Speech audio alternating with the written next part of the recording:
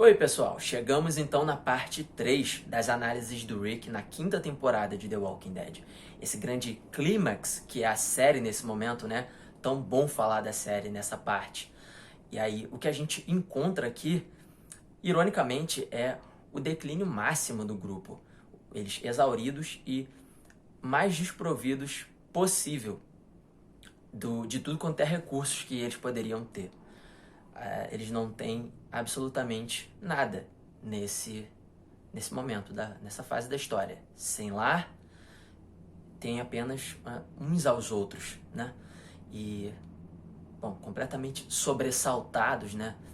A gente vê eles caminhando pela estrada, eles caminhando junto aos zumbis, assim, os zumbis quase alcançando, fracos, desnutridos, a barba do Rick no auge de tamanho e a sujeira deles igualmente.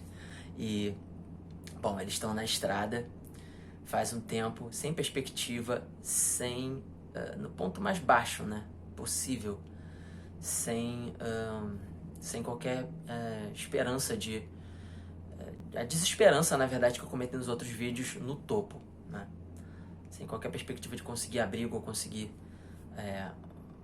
uma vida decente que fosse.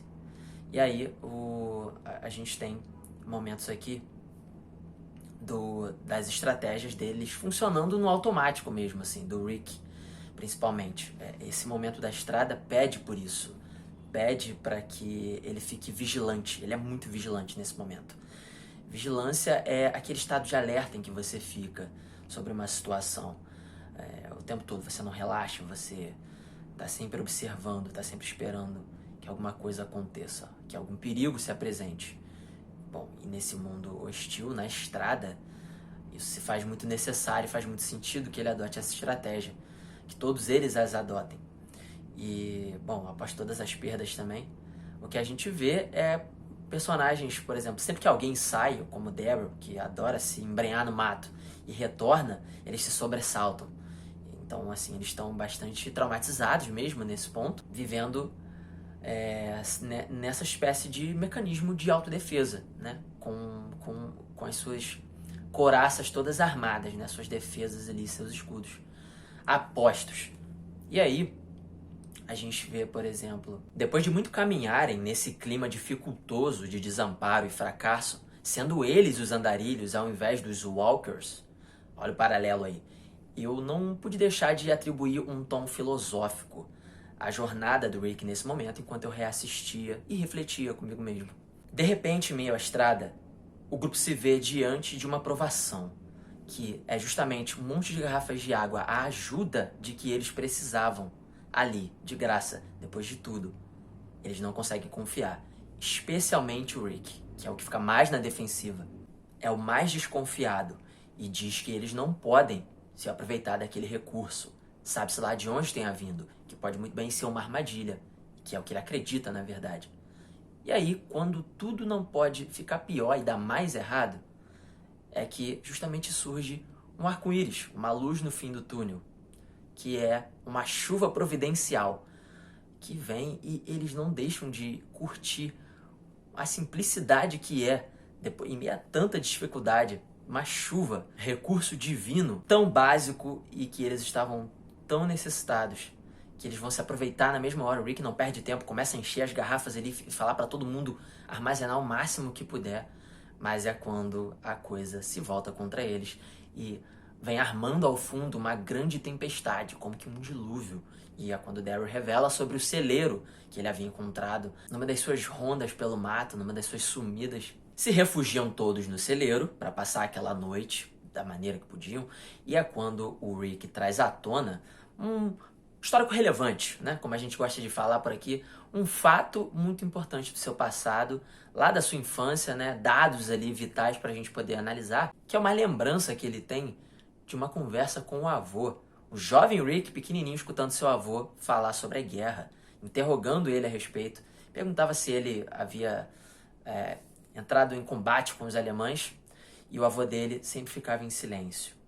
Até que um dia o avô dele o contou, quando ele inverteu a pergunta. Então, você se defendeu? Eles o atacaram? E aí o avô dele conta, nessa história, haveria contado que é como se ele tivesse morrido. E ele acordava todo dia e fazia esse mesmo ritual. Descansa em paz e agora vai pra guerra.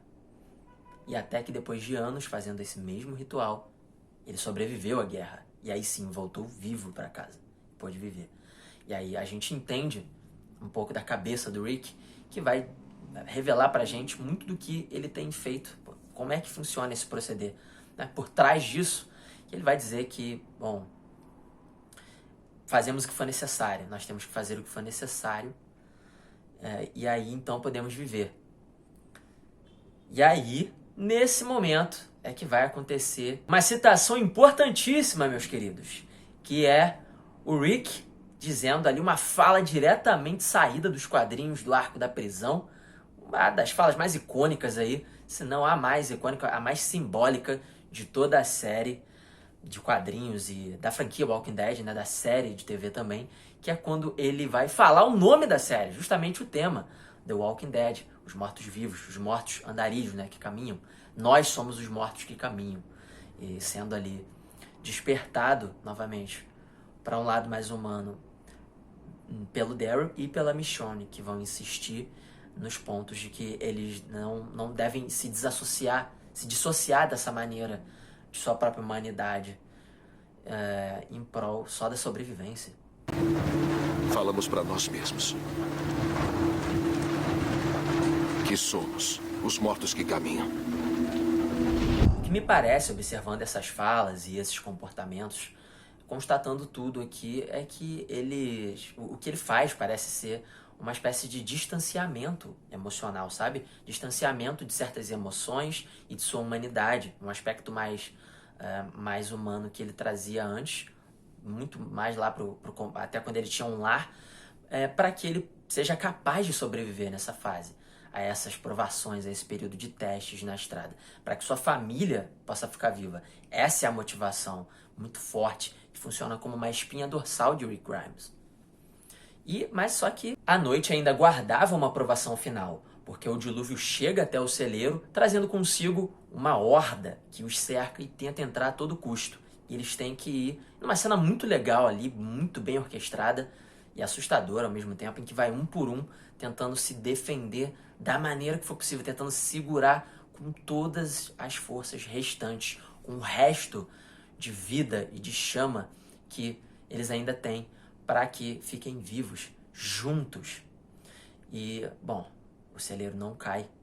E no dia seguinte, quando Sasha e Maggie vão conferir lá fora, tá uma verdadeira devastação do lado de fora. Mas o celeiro permanece intacto. O que, se vocês me permitem, eu vou fazer isso. Me remete ao Herschel, de volta lá na 3ª temporada, quando ele cita o Salmo 91. Em linguagem popular, 1000 cairão ao teu lado, 10.000 à tua direita, tu não serás atingido.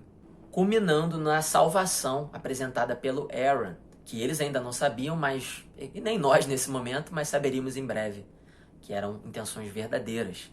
O que não deixa de ser para mim uma bela de uma mensagem de esperança e otimismo, porque algo que as histórias têm o poder de nos apresentar é justamente força, é nos lembrar de quem nós somos e a nossa potência do que nós somos capazes através dos personagens e seus valores. Então fica aí, uma ótima lição. Mas seguindo o episódio, a série não dá folga não, porque o Rick continua implacável, o Rick é irredutível nesse período, que já abre o episódio dando um belo de um gancho de direita no Aaron, como o próprio diria, e não confia mais de jeito nenhum no que ele está trazendo ali, o que ele quer falar e qualquer que seja a sua intenção. Aaron diz uma coisa, Rick fala que vai fazer o contrário. Ele até tenta negociar, principalmente por causa da Michonne que vai ter um papel fundamental na relação do xerife, no seu contato, no seu recontato, a sua reconexão com sua humanidade e seu lado mais civilizado, principalmente para lidar com os alexandrinos, começando pelo Aaron e, bom, deixando de ser bicho do mato nesse momento, né? Todos eles estão bastante assim, que vão fazer sua jornada ali bem dificultosa, bem dificultada pelas suas desconfianças, pelos seus padrões de autodefesa, os mecanismos que eles apresentam agora. E, pessoal, é muito difícil dá pra entender, porque é realmente muito difícil.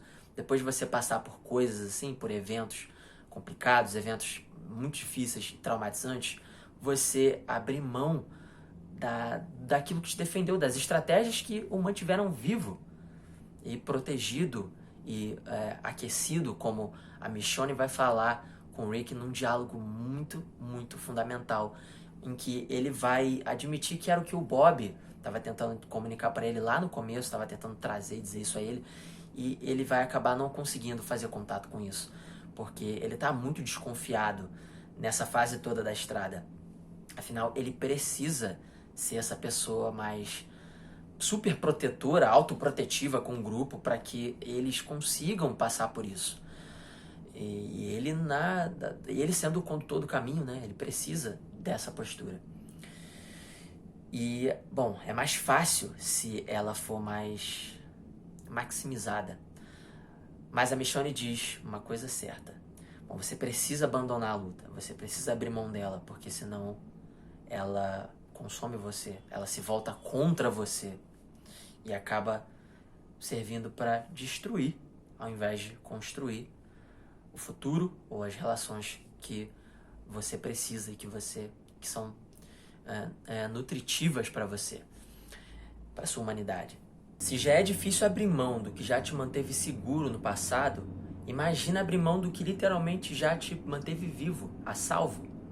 A pergunta é, será que só porque uma estratégia já funcionou no seu passado, ela vai continuar sendo útil nos dias de hoje, em contextos diferentes, em contextos novos em que você se encontre? Essa é a questão pro Rick. E aí o Rick, bom, com muita dificuldade, porque eu entendo, cara, é difícil realmente, ele vai aos poucos tentando abrir mão, baixar sua guarda novamente. Mas eu não posso deixar de destacar, eu quero falar de uma coisa aqui, culminando assim no momento final dessa fase, desse momentinho, antes da gente entrar em Alexandria de fato, que é justamente quando eles chegam lá, que eu acho, cara, uma poesia pura.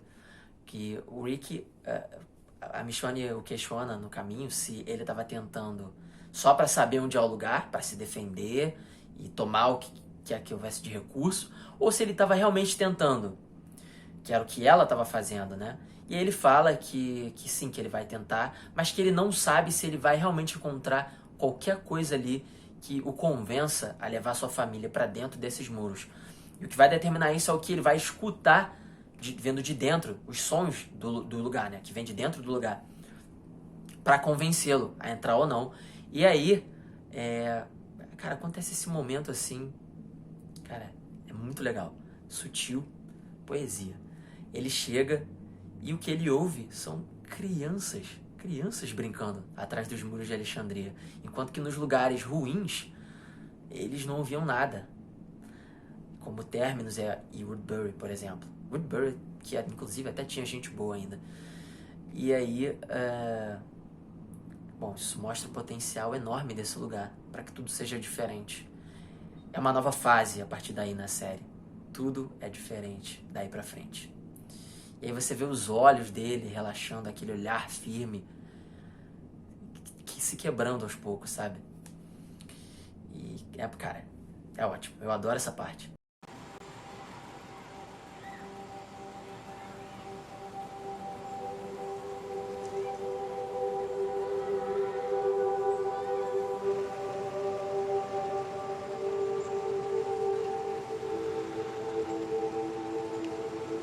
E é isso, pessoal. Por enquanto a gente fica por aqui, mas a gente volta logo mais pra pegar essa parte aí que também dá o que falar de Alexandria. Esse primeiro arco é bem movimentado, vale muito a pena a gente destrinchar ele no detalhe. Eu vou fazer isso no último vídeo da 5ª temporada, que sai ainda essa semana. Se você não viu os anteriores, tá de bobeira. Tem 2 vídeos aí cobrindo o Rick da 5ª temporada, antes desse que eu publiquei nos dias anteriores, ainda essa semana. E vai ter um próximo para finalizar a jornada do nosso canal falando do Rick aqui em 2022. A gente se vê.